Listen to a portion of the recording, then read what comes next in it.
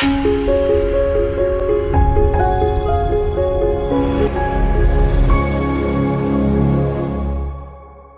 To CDPO awareness class.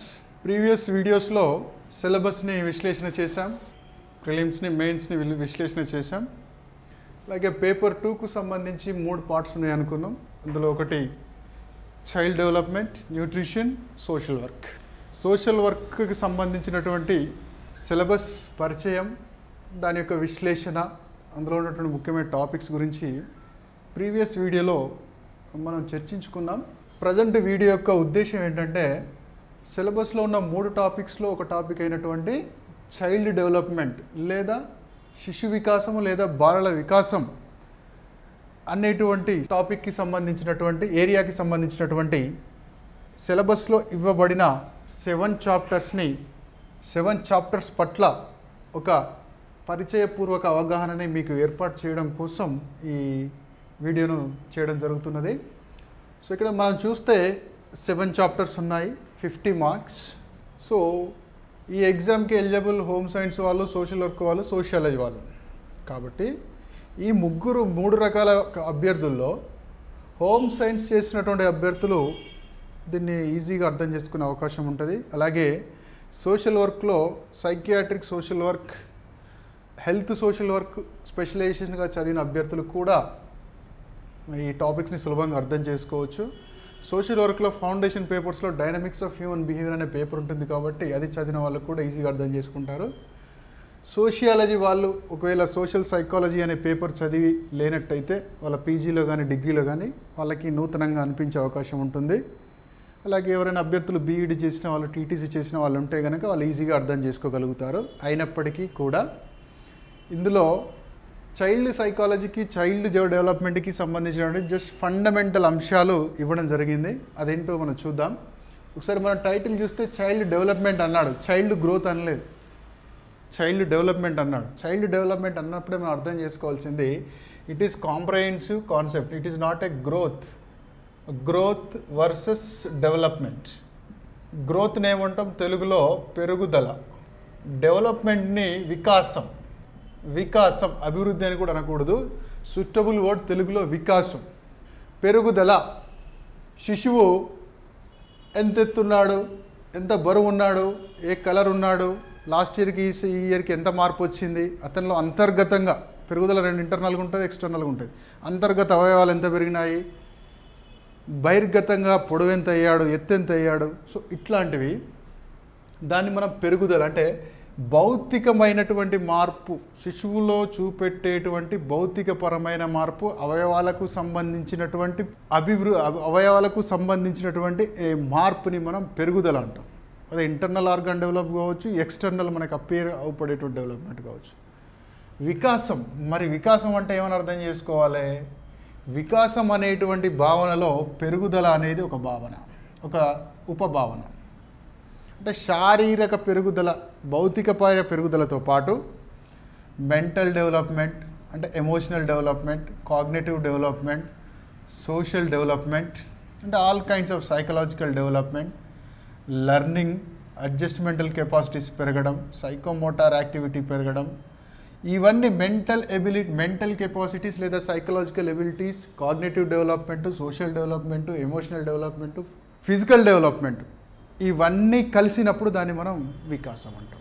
అర్థం ఏంటంటే పెరుగుదల అనేటువంటి పదానికి అర్థం అంటే భౌతికపరమైన మార్పును సూచించేది. గుణాత్మకం అంటే క్వాంటిటేటివ్ పాయింట్ ఆఫ్ వ్యూలో చెప్పేది, క్వాలిటేటివ్ పాయింట్ ఆఫ్ వ్యూలో చెప్పేది కాదు. ముఖ్యంగా మన కంటికి కనిపించేది, ఎంత పెరిగాడు, ఎంత మార్పు వచ్చిందని మన కంటికి కనిపిస్తుంది. అంటే ఎంత ఫిజికల్ అపియరెన్సెస్ అండ్ ఆర్గానిక్ సంబంధించినటువంటి ఆర్గానికల్ కాన్సెప్ట్. వికాసం అంటే ఏంటంటే ఈ పెరుగుదలతో పాటు మానసిక అభివృద్ధి, ఉద్వేగపరమైన అభివృద్ధి, సంజ్ఞానాత్మకమైన అభివృద్ధి, సామాజిక అభివృద్ధి, all kinds of psychological development ఎలా ఉంది అని అన్నప్పుడు దాన్ని మనం వికాసం అంటాం. కాబట్టి వికాసం అనేది ఒక సమగ్రమైన భావన. ఆ వికాసంలో పెరుగుదల అనేది ఒక ఉపభావన. ఇక్కడ పెరుగుదల లేకుండా వికాసం ఉండదు. ఎందుకంటే పిల్లల్లో సంజ్ఞానాత్మక వికాసం రావాలంటే brain development, central nervous system development రావాలి. అలా ఎమోషనల్ బ్యాలెన్స్ రావాలి, సోషల్ డెవలప్మెంట్ రావాలి, అడ్జస్ట్మెంటల్ కెపాసిటీస్ రావాలంటే న్యూరలాజికల్ డెవలప్మెంట్ జరగాలి, సెంట్రల్ నర్వస్ సిస్టమ్ డెవలప్మెంట్ జరగాలి, హార్మోనల్ ఇంబ్యాలెన్స్ ఉండాలి. అంటే పర్యావరణంతో పాటు ఈ శారీరక అభివృద్ధి కూడా అవసరం ట్రైనింగ్తో పాటు. కాబట్టి మనం పెరుగుదలని వికాసాన్ని ఆ రకంగా అర్థం చేసుకోవాలి. అసలు సిలబస్లో మనకి ఎక్కడ పెరుగుదలకు వికాసానికి తేడా లేనప్పటికీ స్పెసిఫిక్గా పెరుగుదల వికాసం అంటే ఏంటో అని ఎక్కడ మనల్ని అడగనప్పటికీ మనకు ఫస్ట్ టాపిక్లో ఏం అడిగాడంటే factors affecting growth and development అన్నాడు. కాబట్టి మనం అర్థం చేసుకోవాల్సింది గ్రోత్ అంటే ఏంటి, డెవలప్మెంట్ అంటే ఏంటి. డెవలప్మెంట్లో ఉన్నటువంటి విభాగాలంటే గ్రోత్లో ఉన్నటువంటి విభాగాలంటే గ్రోత్కి డెవలప్మెంట్కి మధ్య సంబంధం ఏంది, గ్రోత్ డెవలప్మెంట్ మధ్యలో మెచ్యూరిటీ యొక్క ప్రభావం ఏంది. సో ఇవన్నీ చదువుకోవాలి. అయితే గ్రోత్ పెరుగుదల అంటున్నాం. పెరుగుదల కావాలంటే ఫస్ట్ వాడికి జెనెటికల్ వారసత్వం ఉండాలి, హెరిడిటరీ ఉండాలి. సో దాంతోపాటు న్యూట్రిషనల్ సప్లిమెంట్స్ ఉండాలి. సో ఇవన్నీ ఫ్యామిలీ కేర్ ఉండాలి. అంటే ఇక్కడ మనం చూడాల్సింది పెరుగుదల మరియు వికాసాన్ని ప్రభావితం చేసే కారకాలు. ఈ పాయింట్ ఆఫ్ వ్యూలో చూసినప్పుడు మనకు రెండు అంశాలు, ఒకటి జన్యువులు, రెండు పరిసరాలు. జన్యువులు అంటే ఏంటి మీకు అందరికీ తెలుసు. పరిసరాలు అంటే మనం ఎట్లా అర్థం చేసుకోవాలంటే వ్యక్తి యొక్క పెరుగుదలలో కానీ వికాసంలో కానీ కీలక పాత్ర లేదా ప్రభావాన్ని చూపించేటువంటి జన్యువులు తప్ప మరే ఇతర అంశమైన పరిసరమే. అంటే ఫర్ ఎగ్జాంపుల్ వాళ్ళ పేరెంట్స్ ఇచ్చినటువంటి హెరిడిటరీగా వచ్చినటువంటి వారసత్వంగా వచ్చినటువంటి జన్యుపరమైన లక్షణాలు తప్ప వాళ్ళ ఇంట్లో సిబ్లింగ్స్, వాళ్ళ పేరెంట్స్ బిహేవియరు, వాడి ఇంటి పక్కోటి బిహేవియరు, టీచరు, స్కూలింగు, వాడు ఉండే కాలనీలో ఉన్నటువంటి అంశాలు, వాడు రోజు చూసేటువంటి పేపరు, రోజు చూసేటువంటి టీవీ ప్రోగ్రామ్, ఇవన్నీ కూడా వాడి యొక్క పెరుగుదలని వికాసాన్ని అభివృద్ధి చేసిస్తాయి. కాబట్టి కొన్ని ప్రయోగాలు ఉన్నాయి. మెక్డోగల్ కావచ్చు, వాట్సన్ కావచ్చు, జేమ్స్ కావచ్చు, వీళ్ళందరూ చాలామంది సైంటిస్టులు, కొంతమంది బిహేవియరిస్టులు ఉంటారు, కొందరు ఎన్విరాన్మెంటలిస్టులు ఉంటారు. కొంతమంది శాస్త్రవేత్తలు ఏం చెప్పారు, పర్యావరణమే శిశువు మీద ఎక్కువ ప్రభావాన్ని చూపుతుంది అంటారు. కొంతమంది పిల్లలు ఏమంటారు, కొంతమంది సైంటిస్టులు ఏమంటారు, జన్యువులు ఎక్కువ ప్రభావాన్ని చూపిస్తాయి అంటారు. వాట్సన్ అనే సైంటిస్ట్ ఉంటాడు, నా బిహేవియరిస్ట్. నాకు డజన్ పిల్లలు ఇవ్వండి, 12 మంది పిల్లల్ని ఇవ్వండి, ఆ 12 మందిని 12 రకాలుగా డెవలప్ చేస్తా అంటారు. దొంగని చేయమంటే దొంగని చేస్తా, లాయన్ చేయమంటే లాయన్ చేస్తా, సైనికుని చేయమంటే సైనికుని చేస్తా, క్రిమినల్ చేయమంటే క్రిమినల్ చేస్తా అంటాడు. అక్కడ అర్థం ఏంటి, వాడికి ఏమేమైతే ఇన్పుట్స్ ఇస్తున్నామో పరిసరాల్లో భాగంగా దాన్ని బట్టి వాడు తయారవుతాడని చెప్తాడు. మరికొంతమంది శాస్త్రవేత్తలు జన్యువుల మీద ఆధారపడి, అంటే జన్యువుల ఆధారంగానే వాటిలో ఐక్యూ ఉంటుంది, వారసత్వంగా ఉంటుంది.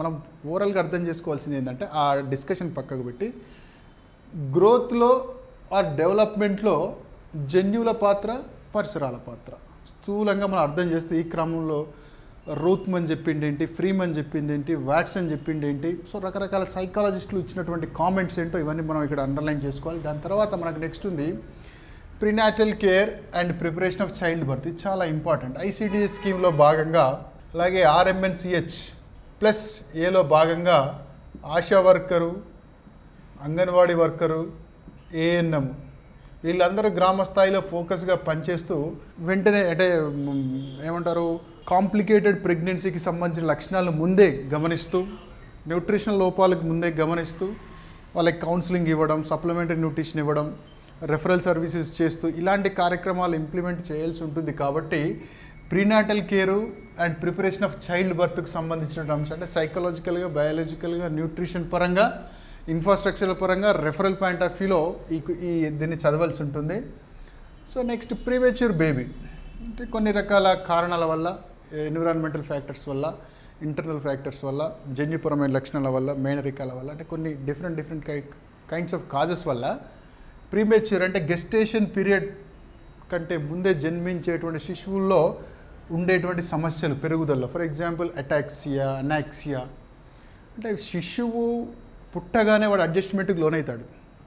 అప్పటి వరకు తల్లి గర్భంలో సేఫ్గా ఉన్నటువంటి శిశువు బయటికి రాగానే టెంపరేచర్కి అడ్జస్ట్ కావాలి, అలాగే రెస్పిరేషన్కి అడ్జస్ట్ కావాలి, విసర్జన వ్యవస్థను విసర్జన వ్యవస్థ పనిచేయడం ప్రారంభించాలి.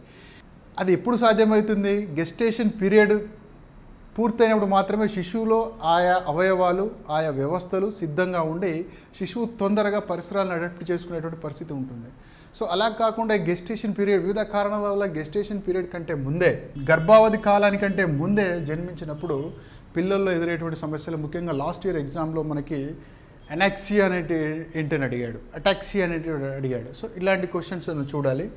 And next important breast feeding and bottle feeding, ఇది very very important. For example మా అనే ప్రోగ్రామ్ ఉంది, చాలా ఇది బ్రెస్ట్ ఫీడింగ్ మీద క్యాంపెయిన్ చేస్తున్నారు అవేర్నెస్ రావడం కోసం.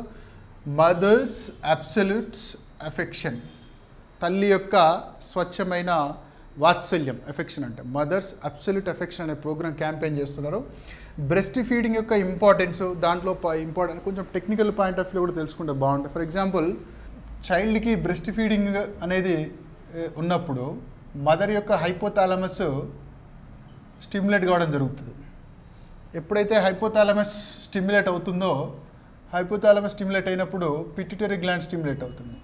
పిట్యూటరీ గ్లాండ్ స్టిమ్యులేట్ అయినప్పుడు మనకి రెండు, ఒకటి ప్రొలాక్టిన్ హార్మోన్, రెండు యాక్సిటోసిన్, ఈ రెండు హార్మోన్స్ ప్రొడ్యూస్ అవ్వడం జరుగుతుంది. ఈ ప్రొలాక్టిన్ ఏమో ప్రొడక్షన్ ఆఫ్ మిల్క్కి పనిచేస్తుంది, యాక్సిటోసిన్ ఏమో ప్రొడక్షన్ అయిన మిల్క్ రిలీజ్ అవ్వడానికి పనిచేస్తుంది. అలాగే యూట్రస్ డెలివరీ తర్వాత మళ్ళీ యూట్రస్ ప్రీవియస్ కండిషన్స్లోకి లేదా పూర్వస్థితిలోకి వెళ్ళడానికి ఉపయోగపడుతుంది. సో ఇలాంటి కొన్ని టెక్నికల్ టెర్మినాలజీ. అండ్ ఇంకోటి కొన్ని క్వశ్చన్స్ లాజికల్ క్వశ్చన్స్ అడుగుతాడు. ఒక ఆవిడ న్యూట్రిషన్ ప్రాబ్లంతో అనీమియాతో బాధపడుతుంది, లేదా ప్రోటీన్ ఎనర్జీ మాల్ న్యూట్రిషన్తో బాధపడుతుంది, లేదా కెలోరిఫిక్ పాయింట్ ఆఫ్ వ్యూలో బాధపడుతుంది. ఆమె తన సంతానానికి తన పాపకి మిల్క్ ఇచ్చినప్పుడు ఆ మిల్క్లో ఉండేటువంటి న్యూట్రిషన్ లోపం ఏందని అడగచ్చు. మీరు బాగా గుర్తుపెట్టుకోవాల్సింది ఏంటంటే, పోషకాహార లోపంతో బాధపడుతున్నటువంటి తల్లులలో మిల్క్ యొక్క క్వాలిటీలో ఎటువంటి తేడా ఉండదు, క్వాంటిటీలో తేడా ఉంటుంది.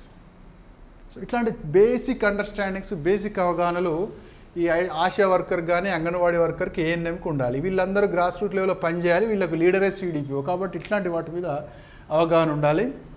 అండ్ దీంట్లో ఇంకొక ఇంపార్టెంట్ పాయింట్ వీనింగ్. మన ఇండియన్ సర్కమ్స్టాన్సెస్లో 6 months నుంచి ఘనాహారాన్ని ఇవ్వడం ప్రారంభిస్తాం పిల్లలకి. 6వ నెల నుంచి ఘనాహారాన్ని ఇవ్వడం ప్రారంభిస్తాం. సో 6వ నెల నుంచి ఘనాహారాన్ని ఇచ్చేటప్పుడు ప్రజెంట్ మనకి వీనింగ్ ఫుడ్ ఇంప్లిమెంటేషన్లో ఏముంది? ఇప్పుడు మన తెలంగాణలో కనుక చూసుకున్నట్టయితే బాలామృతం అంటున్నాం, బాలామృతం. అలాగే ఐసిడిఎస్ గైడ్లైన్స్ ప్రకారం, పర్టికులర్గా ఐసిడిఎస్ గైడ్లైన్స్ ప్రకారం వీనింగ్ ప్రిన్సిపల్స్ ఏమున్నాయి, ఆ వీనింగ్ని ఇంప్లిమెంట్ చేసేటప్పుడు జనరల్గా మన ఇండియన్ సర్కమ్స్టాన్సెస్లో ఎదురేటువంటి సమస్యలు ఏంటి, అటువంటి వాటిని అర్థం చేయాల్సి ఉంటుంది. ఇదొక ఏరియా. ఇందులో నెక్స్ట్ టాపిక్ ఇమ్యునైజేషన్. దీని నుంచి క్వశ్చన్స్ ఎక్కువ పడే ఛాన్స్ ఉంటుంది. ఇందులో బేసిక్గా ఫండమెంటల్స్ ఆఫ్ ఇమ్యునైజేషన్ తెలుసుకోవాలి. అంటే ఇమ్యునైజేషన్ అంటే ఏంటి, ఇమ్యునైజేషన్ ఎన్ని రకాలుగా ఉంటుంది, అటెన్యూయేటెడ్ వ్యాక్సిన్స్ అంటే ఏంటిది, లైవ్ అటెన్యూయేటెడ్ వ్యాక్సిన్స్ అంటే ఏంటిది, లైవ్ వ్యాక్సిన్స్ అంటే ఏంటి, హైబ్రిడ్ వ్యాక్సిన్స్ అంటే ఏంటిది, రీకాంబినేటెడ్ డిఎన్ఏ టెక్నాలజీతో తయారు చేసిన వ్యాక్సిన్స్ అంటే ఏంటి, అసలు వ్యాక్సిన్ అనేటువంటి ఫిలాసఫీ ఎలా పనిచేస్తుంది అంటే బేసిక్ ఫౌండేషన్స్తో పాటు రెండోది ఏంటంటే యాంటీజెన్స్ అంటే ఏంటి, యాంటీబాడీస్ అంటే ఏంటి. సో దాంతో పాటుగా యూనివర్సల్ ఇమ్యునైజేషన్ ప్రోగ్రామ్ కథ అయింది అసలు. తర్వాత యూనివర్సల్ ఇమ్యునైజేషన్ ప్రోగ్రామ్ ఉండగా ఇంద్రధనుస్ ప్రోగ్రామ్ ఎందుకు తీసుకొచ్చాడు, మరి ఇంద్రధనుస్ ఉండగా ఇంటెన్సిఫైడ్ ఇంద్రధనుస్ ప్రోగ్రామ్ ఎందుకు తీసుకొచ్చాడు, యూనివర్సల్ ఇమ్యునైజేషన్ ప్రోగ్రామ్ కింద ఎన్ని టీకాలు ఇస్తాడు, ఇంద్రధనుస్ కింద ఎన్ని ఇస్తాడు. ఇంద్రధనుస్ అంటే 7 రంగులు కదా, 7 + 1. కొన్ని అన్ని రాష్ట్రాల్లో 7, కొన్ని స్పెసిఫిక్గా ఐడెంటిఫై చేసిన రాష్ట్రాల్లో జపనీస్ ఎన్కెఫలైటిస్ టీకా ఇస్తారు 7+1. అంటే యూనివర్సల్ ఇమ్యునైజేషన్ ప్రోగ్రామ్ కింద కవర్ కాని వాళ్ళని మిషన్ ఇంద్రధనుస్ ద్వారా కవర్ చేస్తారు. అంటే వలసకు వెళ్ళినటువంటి వారు, ఎక్స్ట్రీమ్ ప్లేసెస్లో నివసించేటువంటి వారు, అలాగే నొమాడిక్ నేచర్ ఉన్నటువంటి వాళ్ళు, ఇలా రెగ్యులర్ రొటీన్ ఇమ్యునైజేషన్ మిస్ అయిన వాళ్ళు. NFHS 4 ప్రకారం ±65% ఉంది మాత్రమే ఇమ్యునైజేషన్. అంటే మిగతా 35% ఇమ్యునైజేషన్ కవర్ కావట్లేదు. అంటే ఇమ్యునైజేషన్ డ్రాప్ అవుట్ రేటు చాలా ఎక్కువ ఉంది, 35 వరకు ఉంది. అంటే ఇమ్యునైజేషన్ డ్రాప్ అవుట్ అంటే ఈ 7 టీకాల్లో లేదా యూనివర్సల్ ఇమ్యునైజేషన్ ప్రోగ్రామ్ కింద ఉన్నటువంటి టీకాలో ఏ ఒక్క టీకా మిస్ అయినా దాన్ని డ్రాప్ అవుట్గా, ఒక్కటి మిస్ అయినా చాలా డ్రాప్ అవుట్గా కన్సిడర్ చేస్తారు. ఎంత ఉంది మనకి అప్రాక్సిమేట్లీ NFHS డేటా ప్రకారం 65% మాత్రమే కవర్ అవుతుంది. మిగతా 35లో 35 డ్రాప్ అవుట్స్ అని కాదు, అందులో కొందరు ప్రైవేట్ హాస్పిటల్లో చేయించుకోవచ్చు. బట్ మెజారిటీ ఆఫ్ ది డ్రాప్ అవుట్స్లో కొండ ప్రాంతాల్లో నివసించేవారు, నొమాడిక్ నేచర్, ఇలా ఎవరైతే డ్రాప్ అవుట్స్ ఉన్నారో వారి యొక్క దుర్బలత్వం వల్ల వాళ్ళని కవర్ చేయడం కోసమే ముఖ్యంగా ఈశాన్య రాష్ట్రాల్లో, ఎడారి ప్రాంతాల్లో, మంచు కొండల్లో, దండకారణ్యంలో మిస్ అయినటువంటి గిరిజనులకు సంబంధించినటువంటి వాళ్ళు ఎక్కువ మిస్ అయ్యారు. వాళ్ళ కోసం ఉద్దేశించిందే మిషన్ ఇంద్రధనుస్. సో అట్లాంటి ప్రోగ్రామ్స్, అలాగే టీకా షెడ్యూలు, వ్యాక్సినేషన్ షెడ్యూల్ కూడా చాలా ఇంపార్టెంట్. ఇవి ఈ టాపిక్ కింద చూడాల్సి ఉంటుంది.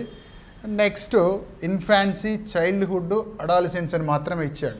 యాక్చువల్గా ఎలిజబెత్ హర్లాక్ ప్రకారం 10 స్టేజెస్ ఇచ్చారు.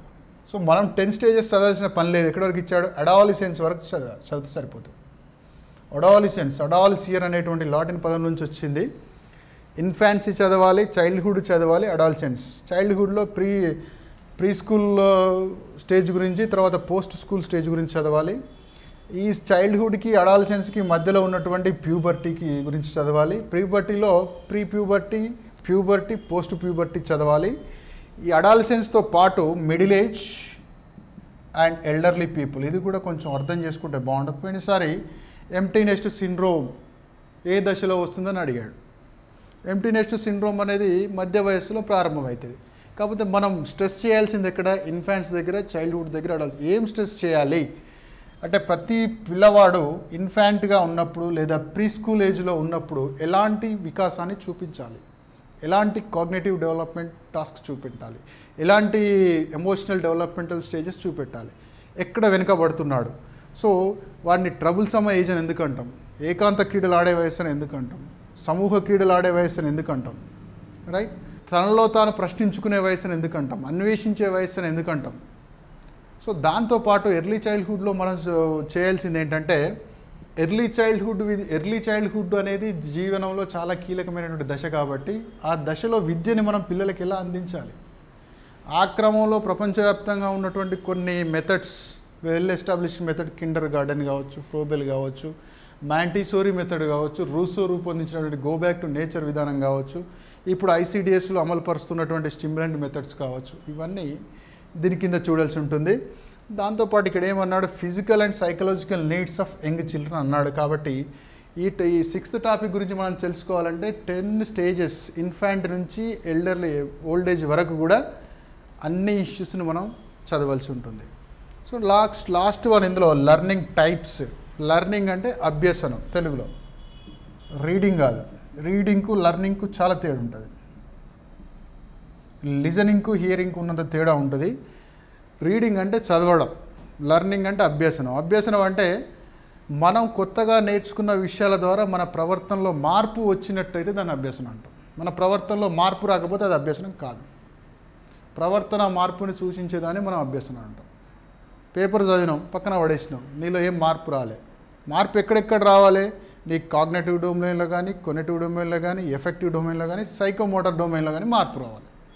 అంటే నీకు నాలెడ్జ్ అన్న పెరగాలి చదవడం వల్ల, నీ ఎమోషన్స్లో చేంజ్ అన్న రావాలి, నీ మూడ్స్లో చేంజ్ అన్న రావాలి. అంటే ఏదో ఒక రంగంలో, మానసిక రంగంలో, ఏదో ఒక రంగంలో, సంజ్ఞానాత్మక రంగంలో కావచ్చు, భావావేశ రంగంలో కావచ్చు, లేదా సైకోమోటర్ రంగంలో కావచ్చు, ఒక మార్పు వచ్చినప్పుడు మాత్రమే దాన్ని లెర్నింగ్ అంటాం. సో ఈ లెర్నింగ్ ఎన్ని రకాలు ఉంటుంది? ముఖ్యంగా మనం ఇక్కడ అర్థం చేసుకోవాల్సింది చిల్డ్రన్కి సంబంధించిన లెర్నింగ్ మీద ఫోకస్ చేయాలి. చిల్డ్రన్స్కి సంబంధించిన లెర్నింగ్లో మనం ఫోకస్ చేసినప్పుడు చాలా మెథడ్స్ ఉన్నాయి.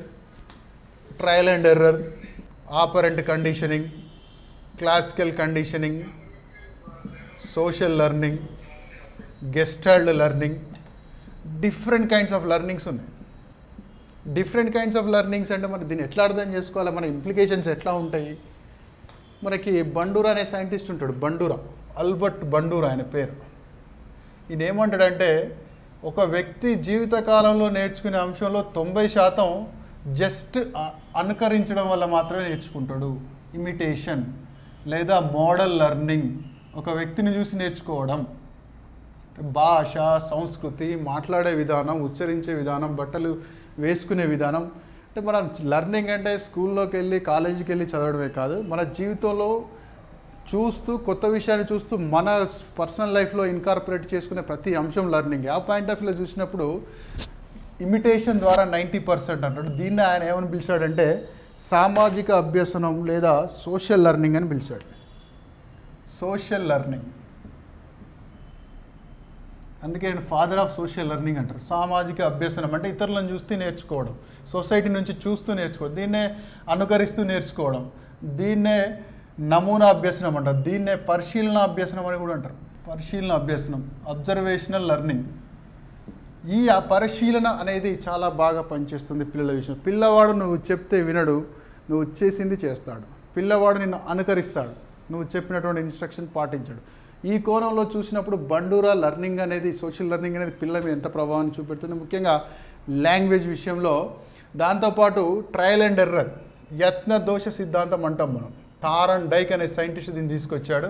అంటే ఏ పని చేసినా ఏ విషయాన్ని చూసినా ఫస్ట్ టైమే నేర్చుకోలేం. ఫస్ట్ చేస్తాం, చాలా తప్పులు అవుతాయి, మళ్ళీ చేస్తాం, కొద్దిగా తప్పులు అవుతాయి. అలా చేసుకుంటూ పోయినప్పుడు తప్పుల సంఖ్య తగ్గిపోతుంది, పర్ఫెక్షన్ పెరుగుతుంది. ఫస్ట్ సైకిల్ తొక్కడం నేర్చుకున్నప్పుడు 4 సార్లు పడతాం, అలా రెండు రోజులు ప్రయత్నించిన తర్వాత 2 సార్లు పడతాం. అలా ఇంకా ప్రయత్నిస్తూ వెళ్ళినప్పుడు అసలు సైకిల్ పడకుండా బ్యాలెన్స్తో సైకిల్ నడిపేటువంటి అవకాశం ఉంటుంది.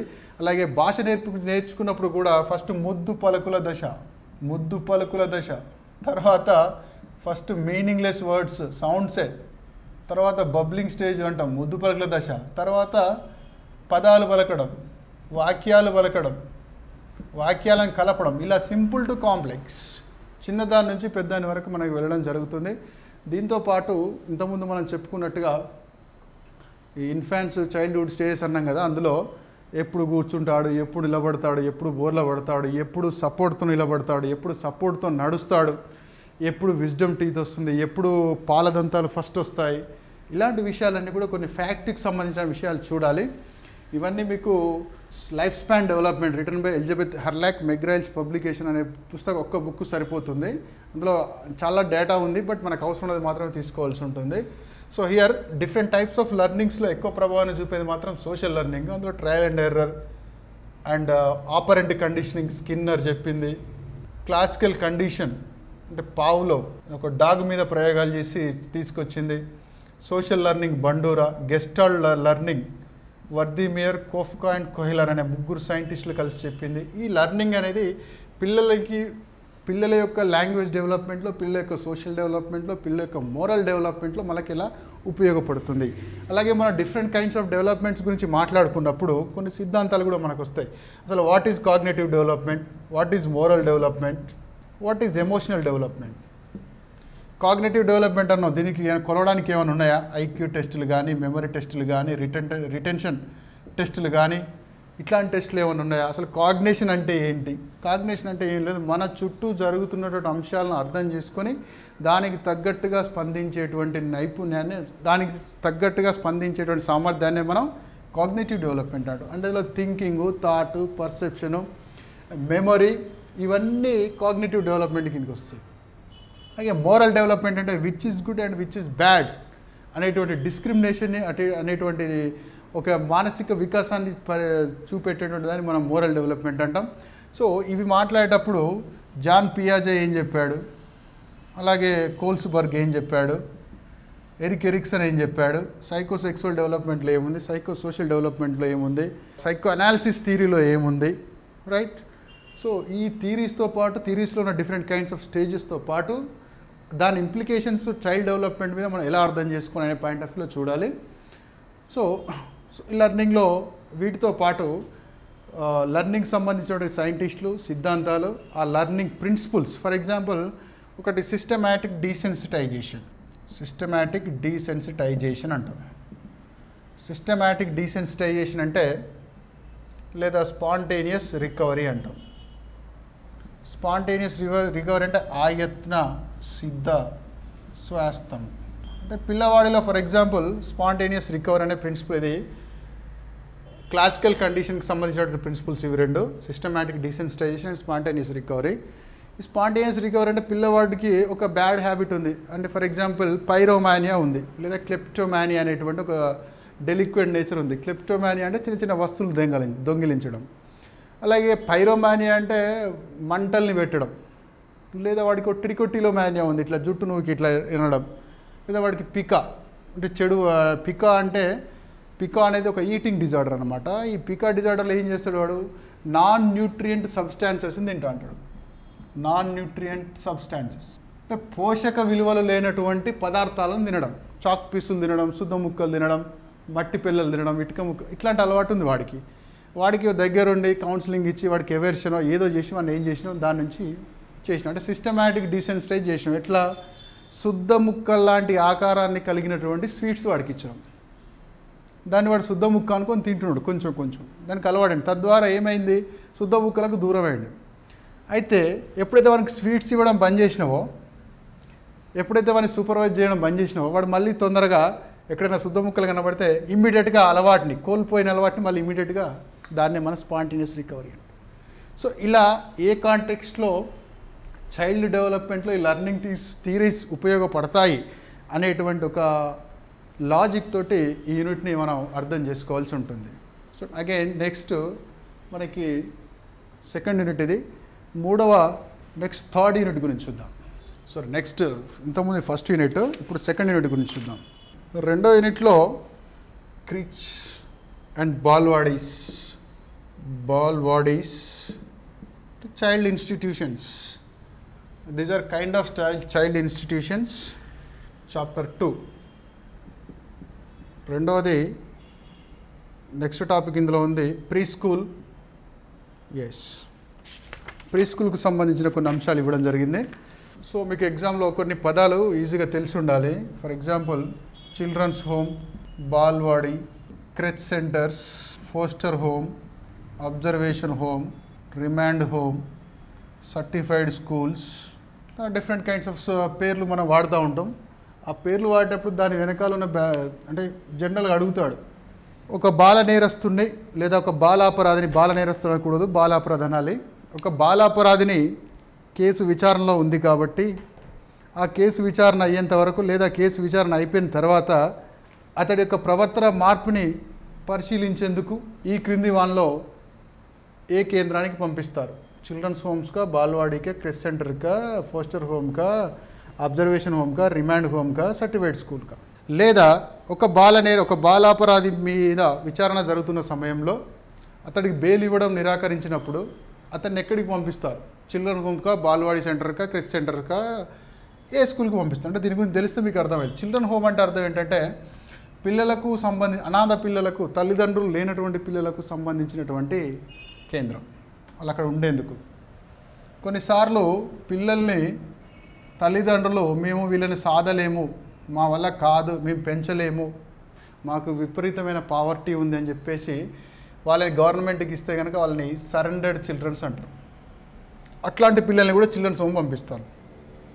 అండ్ ఈ బాల్వాడీస్ అనేవి ఏంటంటే ఎర్లీ చైల్డ్హుడ్ కేర్కి సంబంధించి మనం పాపులర్గా వాడుతున్నాం. ఇప్పుడు ప్రజెంట్ ICDS కింద ప్రీ స్కూల్స్గా పిలుస్తున్నాం.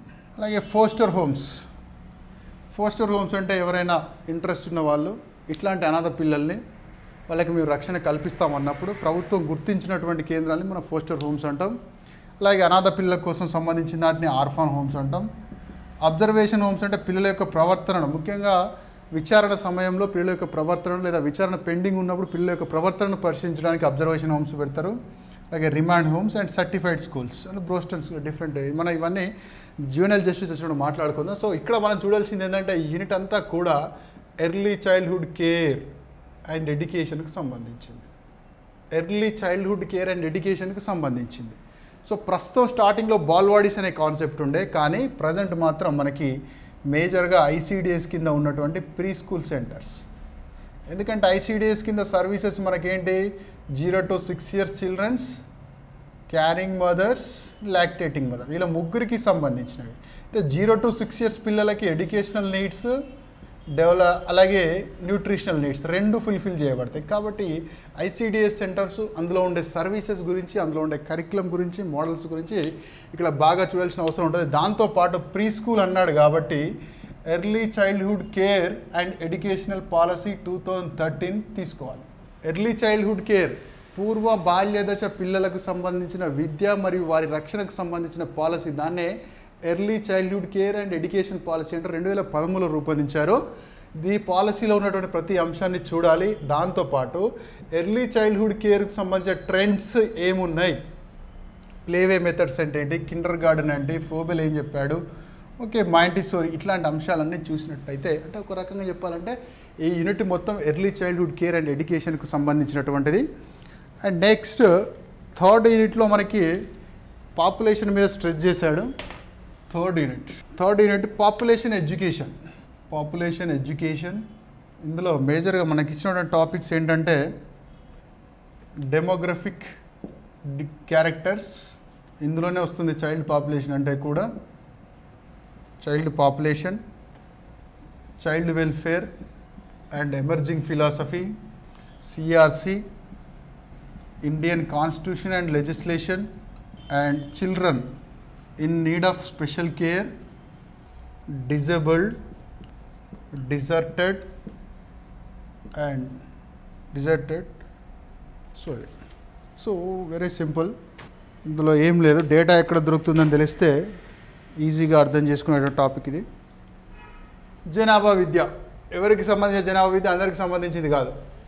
ఇక్కడ చిల్డ్రన్ అన్నాడు కానీ ఉమెన్ అండ్ చిల్డ్రన్కి సంబంధించిన జనాభా, ఇవి రెండు చూడాలి. ఏమొస్తుంది జనాభా విద్య అంటే? డెమోగ్రఫీ అంటే జనాభాను అధ్యయనం చేసే శాస్త్రం. పాపులేషన్ ఎడ్యుకేషన్ దాని మీనింగ్ అదే. సో ఇక్కడ అర్థం చేసుకోవాల్సింది ఏంటంటే ట్రెండ్స్ ఎట్లున్నాయి. 2001కి 2011కు చిల్డ్రన్ మరియు ఉమెన్ జనాభా తీరుతెన్నులు ఎలా ఉన్నాయి, ఐఎంఆర్ ఎలా ఉంది, ఎంఎంఆర్ ఎలా ఉంది, టీఎఫ్ఆర్ ఎలా ఉంది, క్రూడ్ డెత్ రేట్ ఎట్లా ఉంది, క్రూడ్ బర్త్ రేట్ ఎట్లా ఉంది, చైల్డ్ సెక్స్ రేషియో ఎట్లా ఉంది, గ్యాప్ ఎట్లా ఉంది, లిటరసీ గ్యాప్స్ అది కూడా ఎస్సీలో ఎలా ఉంది, ఎస్టీలో ఎలా ఉంది, బీసీలో ఎలా ఉంది, మైనారిటీలో ఎలా ఉంది, ట్రైబ్స్లో ఎలా ఉంది, లిటరసీ గ్యాప్స్ ఎలా ఉన్నాయి. తర్వాత ఐఎంఆర్, ఎంఎంఆర్, టీఎఫ్ఆర్ లాంటి ఇంపార్టెంట్ ఇండికేటర్స్ డిఫరెంట్ కమ్యూనిటీస్లో డిఫరెంట్ రిలీజియన్స్లో ఎట్లా ఉంది. అలాగే 0 to 6 years పిల్లలకు సంబంధించిన జనాభా లెక్కలు ఏ విధంగా ఉన్నాయి, ఏ రాష్ట్రం టాప్ ఉంది, ఏ రాష్ట్రం లీస్ట్ ఉంది. సో ఇట్లాంటి స్టాండర్డ్స్ మనం చూసుకుంటే 2021 జనాభా లెక్కలు జరిగేంత వరకు అదే డేటాను మనం చూసుకోవాలి. అండ్ నెక్స్ట్ వన్ ఏంటంటే child welfare and philosophy, emerging philosophy. ఒకప్పుడు పిల్లలు అంటే డిపెండెంట్, అవును, పిల్లలకు పెద్దవాళ్ళ సంరక్షణ అవసరం. పిల్లలు అంటే నెగ్లిజిబుల్, అంటే టోకెన్, వాళ్ళని పట్టించుకోవాల్సినటువంటి అవసరం లేదనే కాన్సెప్ట్ ఉండే. బట్ ఇప్పుడు పిల్లలు అంటే సమాజంలో భాగస్వామ్యం లేదా రాబోయే సమాజానికి వాళ్ళే మూల స్తంభాలు. కాబట్టి పిల్లల యొక్క బాధ్యత, పిల్లల యొక్క హక్కులను ఇప్పుడు మనం అంతర్జాతీయ మానవ హక్కుల్లో భాగంగా, హ్యూమన్ రైట్స్లో భాగంగా చైల్డ్ రైట్స్ని మనం ప్రొవైడ్ చేసుకోవడం జరిగింది. మానవ హక్కులు అంటే అందులో చైల్డ్ రైట్స్ కూడా ఉంటాయి. అలాగే రాజ్యాంగంలో ఉన్నటువంటి హక్కులన్నీ కూడా అంటే right based and empowerment based approach వచ్చింది ఇప్పుడు చైల్డ్ వెల్ఫేర్లో. Right based approach, empowerment based approach వచ్చింది. ఈ రెండింటిని మనం తెలుసుకోవాలంటే ముఖ్యంగా పోయినసారి చాలా క్వశ్చన్స్ అడిగాడు. సిఆర్సి మీద అడిగాడు, అలాగే చైల్డ్ రైట్స్ రిజల్యూషన్ మీద అడిగాడు. మీకు అందరికీ తెలుసు November 14 అంతర్జాతీయ బాల దినోత్సవం, చాచా నెహ్రూ పుట్టినరోజు. కానీ November 20 అంతర్జాతీయ బాల దినోత్సవం. ఎందుకు అంటే 1959 November 20లో ఒక సంఘటన జరిగింది, 1989 November 20లో ఒక సంఘటన జరిగింది. ఈ రెండు బాలలకు సంబంధించిన ముఖ్య అంశాలు కాబట్టి November 20ని ఇంటర్నేషనల్ చిల్డ్రన్స్ డే చేశారు. November 59లో మొట్టమొదటిసారిగా 10 ప్రిన్సిపల్స్ డెవలప్ చేశారు. ఈ 10 ప్రిన్సిపల్స్నే రిజల్యూషన్ ఆఫ్ చైల్డ్ రైట్స్ అంటారు. బాల హక్కులకు సంబంధించిన తీర్మానంలో 10 సూత్రాలు, అంటే ప్రతి దేశము బాల హక్కుల విషయంలో ఈ 10 సూత్రాలు పాటించాలని మొట్టమొదటిసారిగా 1951లో తీసుకొచ్చారు. దీన్నే ఎక్స్పాండ్ చేస్తూ 1989లో సిఆర్సి అంటాం పాపులర్గా, child rights convention. Child rights convention, దీన్నే మనం సిఆర్సి అంటాం పాపులర్గా. ఈ సిఆర్సిలో 4 రకాల rights, right to survive, right to development, right to participate లాంటి 4 రకాల రైట్స్ని, అంటే మొత్తం 52 ఆర్టికల్లో, సుమారు 52 ఆర్టికల్స్ 4 రకాల రైట్స్ని సిఆర్సి కింద ప్రొవైడ్ చేయడం జరిగింది. ఈ రెండు అంశాలు ఇప్పుడు జరిగినాయి కాబట్టి November 20 అంతర్జాతీయ బాల దినోత్సవం జరుపుకుంటాం. సో దీని మీద భారతదేశం 1992లో సంతకం చేసింది. సో ఇట్లాంటి అంతర్జాతీయ అంశాలు, హక్కులకు సంబంధించిన పిల్లలకి ఏమున్నాయి, సో అలాగే కాన్స్టిట్యూషన్లో, ఇండియన్ కాన్స్టిట్యూషన్లో మరియు చట్టాల్లో ఏమున్నాయి. సో ఆర్టికల్ 15 కావచ్చు, ఆర్టికల్ 21 కావచ్చు, ఆర్టికల్ 19కి సంబంధించి కావచ్చు, ముఖ్యంగా పర్టికులర్ ఆర్టికల్ 23, ఆర్టికల్ 24 పిల్లలకు సంబంధించి చాలా క్రూషియల్గా ఉండేటువంటి అంశాలు. అండ్ అగైన్ ఆర్టికల్ 39 కావచ్చు. So 21A right to education కావచ్చు, ఇది వెట్టి చాకిరికి మరియు హ్యూమన్ ట్రాఫికింగ్కి సంబంధించినటువంటి ఆర్టికల్ 23, 24 ఏమో బాల కార్మికతకు వ్యతిరేకంగా. రాజ్యాంగంలో ఏమున్నాయి, చట్టాల ద్వారా ఏమొచ్చినాయి, right against to child marriage, right to education, okay, right against to the inhuman treatment, right against to the human trafficking, right against to the వెట్టి చాకిరీ. ఏ చట్టాలు ఏ సంవత్సరం వచ్చినా, ఏ చట్టం ద్వారా ఏ హక్కులు పిల్లలకు రావడం జరిగింది అనేటువంటి రైట్ టు ఎడ్యుకేషన్, ఇవన్నీ కూడా చూడాల్సిన అవసరం ఉంటుంది. ఇంకొక టాపిక్ ఈ యూనిట్లో ఉంది, children in need of special care. ప్రత్యేక జాగరూకత లేదా ప్రత్యేక సంరక్షణ అవసరం ఉన్నటువంటి పిల్లలు ఎవరెవరు?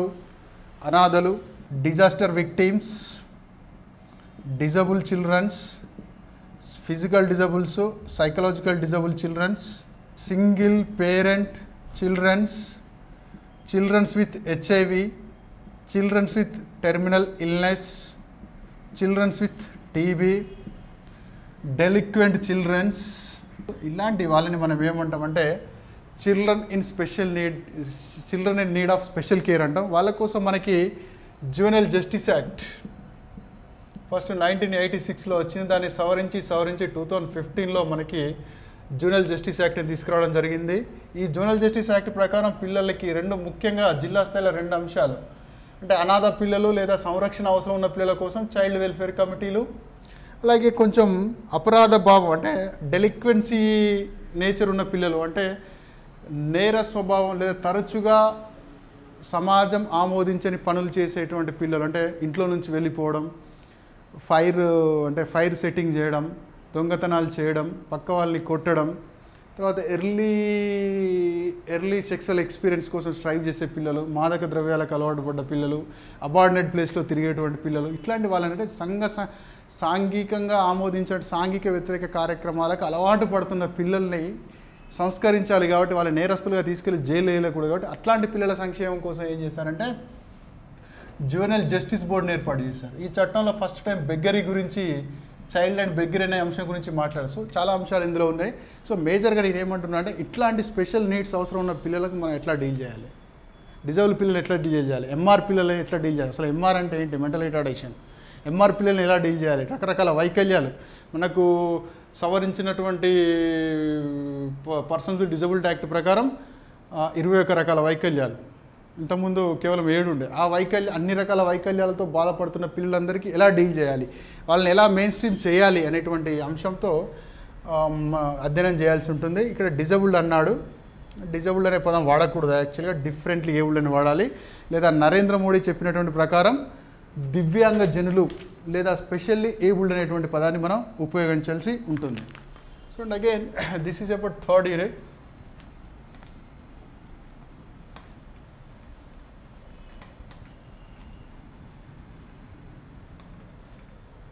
అండ్ ఫోర్త్ యూనిట్లో agriculture productivity and trends, demand and supply, government policy, credit institutions, marketing, storage, rural reconstruction.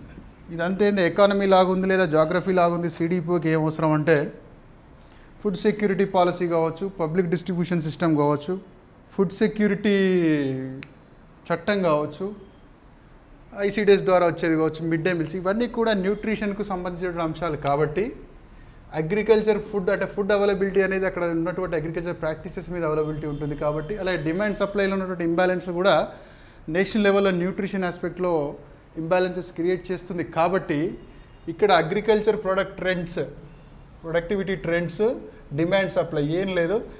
ఏపీలో, ఇండియాలో ఇంపార్టెంట్ క్రాప్స్ ప్రజెంట్ అంటే మీరు ఎగ్జామ్ రాసే ముందు మీకున్నటువంటి సోషియో ఎకనామిక్ సర్వే బుక్కుల నుంచి కానీ లేకపోతే ఆన్లైన్లో కానీ గవర్నమెంట్ రిసోర్సెస్ ద్వారా పర్ హెక్టార్ ఆర్ పర్ ఎకరా ఈల్డ్ ఎంత ఉంది, నేషనల్ లెవెల్లో యావరేజ్ ఎంత ఉంది, ఏపీలో ఎంత ఉంది, అది చూసుకుంటే సరిపోతుంది. Demand and supply estimation, demand estimations ఎలా ఉన్నాయి, సప్లై ఎలా ఉంది, ఎక్కడ స్కేర్సిటీ ఉంది. ఫర్ ఎగ్జాంపుల్ లెంటిల్స్ స్కేర్సిటీ ఉంది, దానివల్ల కాన్సిక్వెన్సెస్ ఏముంటాయి, ఈ కోణంలో అధ్యయనం చేయాల్సి ఉంటుంది.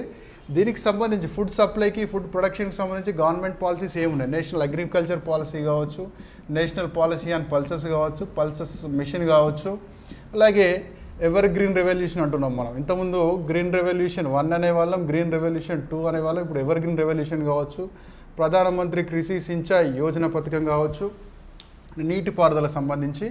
అండ్ దాంతోపాటు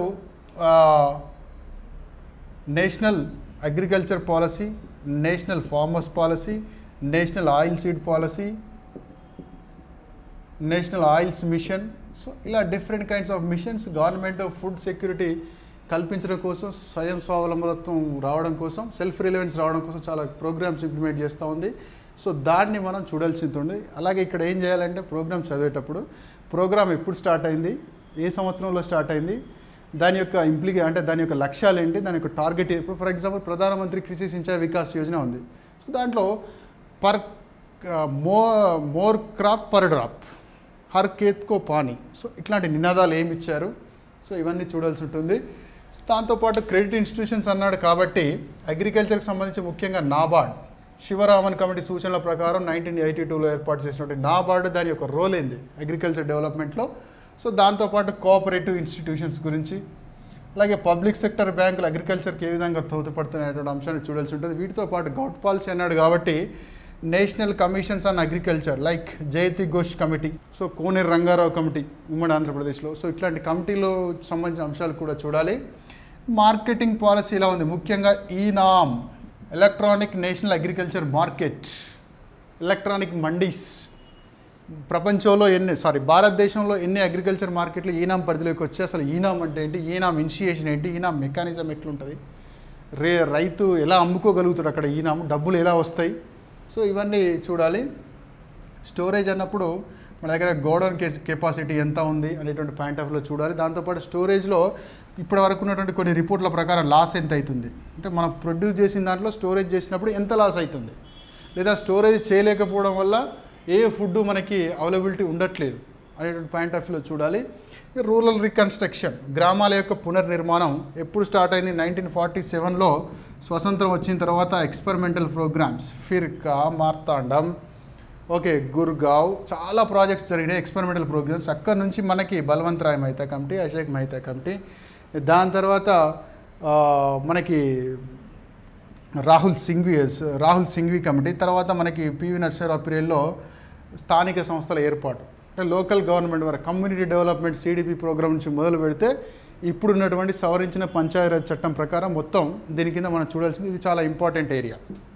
అసలు కమ్యూనిటీ డెవలప్మెంట్ అంటే ఏంటి, దాని కమ్యూనిటీ డెవలప్మెంట్ అప్రోచెస్ ఏముంటాయి, స్ట్రాటజీస్ ఏముంటాయి, ప్రిన్సిపల్స్ ఏముంటాయి అని చూస్తూ ఎర్లీ రూరల్ రీకన్స్ట్రక్షన్ ప్రోగ్రామ్స్ మొదలు పెడితే ప్రజెంట్ ఉన్నటువంటి పంచాయతీరాజ్ సిస్టమ్ వరకు చదువుకుంటూ వెళ్ళాలి. ఇది ఒకటి మేజర్ ఏరియా దీంట్లో. సో ఇది మనకి 5వ యూనిట్లో చదవాల్సినటువంటి అంశాలు, 4వ యూనిట్లో చదవాల్సిన అంశాలు. నెక్స్ట్ 5వ యూనిట్ ఎక్స్టెన్షన్ మీద ఇవ్వడం జరిగింది. ఎక్స్టెన్షన్ అంటే విస్తరణ అంటాం తెలుగులో, విస్తరణ సేవలు. విస్తరణ అంటే ఫర్ ఎగ్జాంపుల్ ఇక్కడ ఏమంటారు, అగ్రికల్చర్ యూనివర్సిటీలో సైంటిస్టులు కొత్త రకమైన వ్యవసాయ పద్ధతులు కనిపెట్టారు. వాళ్ళు మాత్రమే పాటిస్తే సరిపోదు కదా, రాష్ట్రంలో ఉన్నటువంటి రైతులందరూ పాటించినప్పుడు అది ఇంప్లిమెంట్ అయితే అభివృద్ధి అనేది జరుగుతుంది.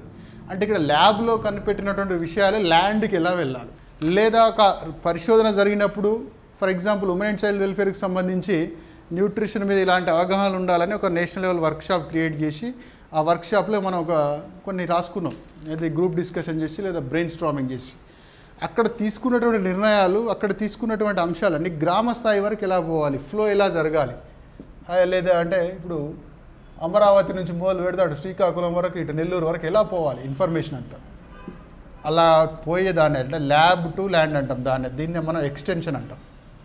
సో మనకి 5th యూనిట్లో మొత్తం ఉంది ఏంటంటే ఎక్స్టెన్షన్ వర్క్ గురించి ఉంది.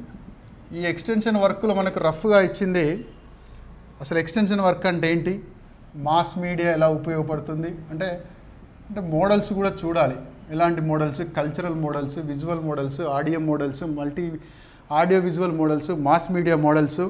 అండ్ అగైన్ ఇందులో ఇంకో టాపిక్ ఏమి ఇచ్చాడు, ప్రాబ్లమ్స్ ఆఫ్ ఇండియన్ విలేజ్, భారతీయ గ్రామాల యొక్క సమస్యలు. అంటే భారతదేశంలో మార్కెట్ విలేజెస్ ఎక్కువ ఉన్నాయా, డిస్పాచ్ విలేజెస్ ఎక్కువ ఉన్నాయా, డిస్కంటిన్యూడ్ విలేజెస్ ఎక్కువ ఉన్నాయా, డిస్కంటిన్యూడ్ విలేజెస్ ఎక్కువ ఉన్నాయా, ప్లాన్డ్ విలేజెస్ ఎక్కువ ఉన్నాయా, సో ఇలాంటి ఇండస్ట్రియల్ విలేజెస్ ఎక్కువ ఉన్నాయా, ఎలాంటి గ్రామాలు ఉన్నాయి, ఆ గ్రామాల్లో సమస్యలు ఏమున్నాయి, మేజర్గా గ్రామాలు ఉండే విద్య, వైద్యం, ఆహారం, connectivity and agriculture problems. So ఇక్కడ ఏమన్నారంటే దానికి ఒక ఎక్స్టెన్షన్ ఎడ్యుకేషన్ అనేది ఏ విధంగా ఉపయోగపడుతుంది. సో దాంతోపాటు ఈ ప్రాబ్లమ్స్ మనకి ఏదైతే గ్రామీణ ప్రాంతాల్లో ఉన్నటువంటి ప్రాబ్లమ్స్ ఏవైతే ఉన్నాయో ఆ ప్రాబ్లమ్స్ని ఎదుర్కోవడానికి గ్రామీణ ప్రాంతాల్లో లీడర్షిప్ని ఎలా మనం డెవలప్ చేయాలి, డెవలపింగ్ లీడర్షిప్. అంటే మీకు ఒక ఎగ్జాంపుల్ చెప్తే SHGs, సెల్ఫ్ హెల్ప్ గ్రూప్స్. అలాగే సెల్ఫ్ హెల్ప్ గ్రూప్స్ ఇది ఉమెనే కావచ్చు, ఇది మెన్ ఆర్ ఉమెన్, ఎవరికి సంబంధించిన దేంట్లో భాగంగా అజీవిక ప్రోగ్రామ్ కింద, దీన్నే మనం నేషనల్ రూరల్ లైవ్లీహుడ్ మిషన్ అంటాం కదా. సెల్ఫ్ లీడర్షిప్ బిల్డింగ్ అంటే సర్పంచ్ని తయారు చేయడం లేకపోతే స్పీచ్ ఇచ్చే వాళ్ళని తయారు చేయడం కాదు. అక్కడ అక్కడ ఉన్నటువంటి సమస్యల్ని సమిష్టిగా ప్రజలందరూ ఎదుర్కొనే విధంగా వాళ్ళలో నాయకత్వ లక్షణాలు పెంపొందించడం. ముఖ్యంగా మేజర్గా మనకి ఎస్ఎస్జి అనేటువంటి విప్లవం ద్వారా యూత్, ఉమెన్, ఫార్మర్స్ అందరికీ ఎన్ఆర్ఎల్ఎం అనేది అందరికీ రూరల్లో ఉన్నటువంటి గ్రామీణ ప్రాంతాల్లో ఉపాధి హామీని పెంపొందించడం కోసం ఉద్దేశించింది. కాబట్టి అజీవిక అనే ప్రోగ్రామ్ దాని కింద ఎలా అంటే ఇలాంటి కొన్ని ఎగ్జాంపుల్స్ తీసుకొని దీంట్లో మాస్ మీడియా ఎలా ఉపయోగపడుతుంది. ఈవెన్ టీశాట్ నెట్వర్క్ ఉంది తెలంగాణలో, అయితే తెలంగాణలో అందులో ఏపీ శాట్ ఉంది ఆంధ్రాలో. సో ఇట్లాంటివి ఎలా ఉపయోగపడుతున్నాయి సో అనేటువంటి అంశాలు మన ఎగ్జాంపుల్తో సహా చూసి అర్థం చేసుకోవాల్సి ఉంటుంది. Next 6th unit planning commission గురించి చెప్పడం జరిగింది. అయితే ప్లానింగ్ కమిషన్ గురించి మొత్తం చదవాల్సినటువంటి అంశం అవసరం లేదు. ఉమెన్ అండ్ చైల్డ్ వెల్ఫేర్కు సంబంధించి ప్లానింగ్ కమిషన్ ఇప్పటివరకు ఏం చేసింది అనేది చూడాలి. 6th యూనిట్లో మనకి 5 year plans, national programmes for women and children, ఇవి మేజర్గా. సార్ ఇందులో కొన్ని ప్రోగ్రామ్స్ ఇచ్చాడు, అది మనకు అవసరం లేదు, ఒక్కొక్క హెడ్డింగ్ కింద సరిపోతుంది. సో 5 ఇయర్ ప్లాన్స్ అన్నాడు కాబట్టి దీన్ని ఎకానమీ పాయింట్ ఆఫ్ వ్యూలో చూడకూడదు. 5 ఇయర్ ప్లాన్స్ జనరల్గా 12th 5 ఇయర్ ప్లాన్ వరకు వాటి యొక్క పీరియడ్ ఒకటి చూడాలి, మోటో చూడాలి, వీలైతే అచీవ్మెంట్స్ చూడాలి. రెండోది అప్రోచ్ ఆర్ మోడల్, మహానలబిస్ మోడలా, నెహ్రూ మోడలా, సోషలిస్ట్ మోడలా, ప్రతి ప్లాన్కి ఒక మోడల్ ఉంటుంది కదా. ఈ 4 అంశాలు చాలు, అంతకంటే ఎక్కువ చూడకూడదు. అయితే మనం ఏం చూడాలి మరి 5 ఇయర్ ప్లాన్స్ అన్నాడు కాబట్టి ఉమెన్ అండ్ చిల్డ్రన్కి సంబంధించి లేదా ఫ్యామిలీ వెల్ఫేర్కి సంబంధించి ఏమున్నాయి 5 ఇయర్ ప్లాన్స్లో. ఫస్ట్ ఇయర్ నుంచి ఇప్పటి వరకు ఫస్ట్ 5 ఇయర్ ప్లాన్ నుంచి ఒక ఎగ్జాంపుల్ చెప్తా. క్వశ్చన్, ఐసిడిఎస్ని ఏ పంచవర్ష ప్రణాళిక కాలంలో ప్రారంభించారు అంటే 5వ పంచవర్ష ప్రణాళిక కాలంలో. జెండర్ బడ్జెటింగ్ అనే కాన్సెప్ట్ని ఏ పంచవర్ష ప్రణాళికలో ప్రవేశపెట్టారు, అర్థమైంది కదా. కారా అనేటువంటి ఇన్స్టిట్యూట్ని ఏ పంచవర్ష ప్రణాళిక ప్రవేశపెట్టారు. నేషనల్ ఆర్ఎంకే రాష్ట్రీయ మహిళా కోష్ అనేటువంటి సంస్థను ఏ పంచవర్ష ప్రణాళికలో ప్రవేశపెట్టారు. సో ఇలాంటి అంటే right from the first 5 year plan నుంచి లాస్ట్ 5 ఇయర్ ప్లాన్ వరకు ఎలాంటి స్కీమ్స్, ఎలాంటి ప్రోగ్రామ్స్, ఎలాంటి అప్రోచెస్ మనకు ఒక్కొక్క 5 ఇయర్ ప్లాన్ కింద ఉమెన్ అండ్ చైల్డ్ వెల్ఫేర్ కింద వచ్చాయని చూడాలి. ఇందులో నెక్స్ట్ టాపిక్ ఏంటంటే national programmes for women and children. Already మనం సోషల్ వర్క్ చెప్పినప్పుడు నేను ఎక్స్ప్లెయిన్ చేశాను. అందులో ఆల్మోస్ట్ అన్ని ప్రోగ్రామ్స్ కవర్ అయితే మళ్ళీ ఇక్కడ రిపీట్ అవుతుంది. National programmes for women and children అన్నాడు, అంటే central government, state government implement చేసేటువంటి స్కీమ్స్ అన్నీ. సో ఇక్కడ కొన్ని స్కీమ్స్ ఇచ్చాడు, ఏమన్నాడు, ఐఆర్డిపి, ఏఎన్పి, ఇవన్నీ అయిపోయాయి. యాక్చువల్గా ఇందులో ఐసిడిఎస్ ఒకటి ఇంప్లిమెంటేషన్లో ఉంది మనకు. ఈ ఐసిడిఎస్ గురించి చాలామందిని ఫుల్ ఫామ్ కూడా ఇంటిగ్రేటెడ్ చైల్డ్ డెవలప్మెంట్ సర్వీస్ అంటారు, కానీ దాని యాక్చువల్ ఏంటంటే integrated child development services scheme. Integrated child development services scheme, సమగ్ర శిశు అభివృద్ధి సేవల పథకం. ఒక సేవ కాదు, సేవల పథకం. సో ఐసిడిఎస్ అనేది ఇక్కడ మనకి క్లియర్గా ఇచ్చాడు. బట్ ఐసిడిఎస్తో పాటు చాలా స్కీమ్స్, సాక్ష్యం, సబల, ఉజ్వల, స్వదారు, ఓకే, పూర్ణ శక్తి, ఇక లిస్టు పెడితే ఒక 50 స్కీమ్స్ వెళ్తాయి. కాబట్టి ప్రతి స్కీమ్ సెంట్రల్ గవర్నమెంట్ షాదీషా గురించి మొదలు పెడితే చాలా స్కీమ్స్ వెళ్తాయి. నయి రోష్ని నంబర్ ఆఫ్ స్కీమ్స్ ఉన్నాయి. ప్రజెంట్ ఇప్పుడు ఇంప్లిమెంటేషన్లో స్కీమ్స్ నారీ పోర్టలే కావచ్చు, షీ టీమ్సే కావచ్చు, she box, sexual harassment electronic box, she box అంటాం, ఇలా రాస్తారు దాన్ని, షీ బాక్సే కావచ్చు. సో ఇట్లాంటి స్కీమ్స్ అన్ని సెంట్రల్ గవర్నమెంట్ ఇంప్లిమెంట్ స్కీమ్స్ అని ఇక్కడ చూడాల్సి ఉంటుంది. అందుకే నేను చెప్పాను ఉమెన్ అండ్ చైల్డ్ వెల్ఫేర్కి సంబంధించిన అంశాలు 3 భాగాల్లో రిపీట్ అవుతున్నాయని చెప్పడం జరిగింది. So this is about 6th unit and last unit in this section is 7th unit. ఇందులో ఉన్నటువంటి 7వ unit problems involved in improving nutritional status of community. And next topic is nutritional intervention programs, international institutions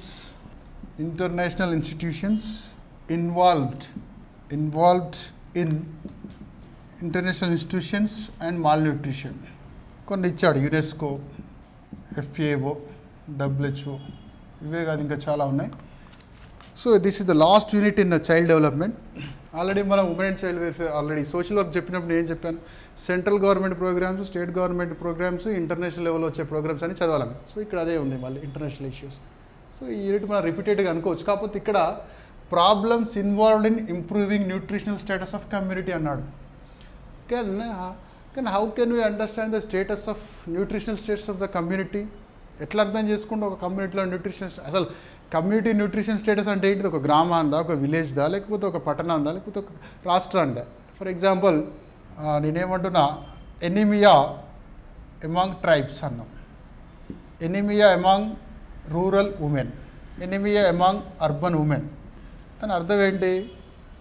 భారతదేశంలో వాళ్ళు ఉండేటువంటి పరిస్థితులు, వాళ్ళ వృత్తులు, వాళ్ళ కల్చర్ దాన్ని బట్టి కొంతమందిలో కొన్ని సమూహాల్లో లేదా కొన్ని క్లాసెస్లో లేదా కొన్ని రిలీజియస్ గ్రూప్స్లో లేదా కొన్ని వృత్తులు చేపట్టే వారిలో కొన్ని రకాల ప్రత్యేకమైన న్యూట్రిషనల్ ప్రాబ్లమ్స్ ఉన్నాయి.